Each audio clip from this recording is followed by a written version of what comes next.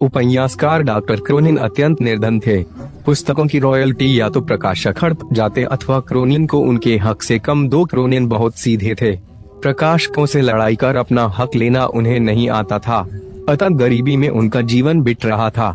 इसी गरीबी में जैसे तैसे उन्होंने चिकित्सा की पढ़ाई पूर्ण की और डॉक्टर बन गया। जब वे चिकित्सा के क्षेत्र में आए तो कुछ लोगों ने उन्हें इसके जरिए पैसा कमाने का तरीका बताया।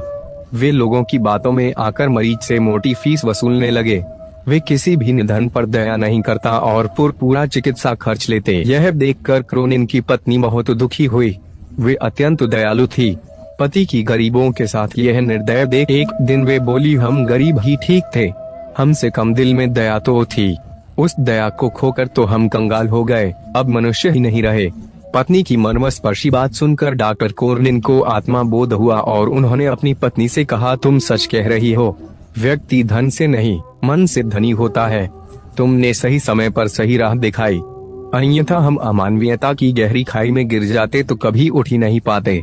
कथा का निहितार्थ यह है कि जब मनुष्य अपनी मानवीयता की मूल पहचान से डिगने लगता है तो सामाजिक नैतिकता तो खंडित होती ही है। वे स्वयं भी भीतर खोखला हो जाता है, क्योंकि ऐसा उनकी पवित्र संस्कारशीलता बलि चढ़ चुकने के बाद ही होता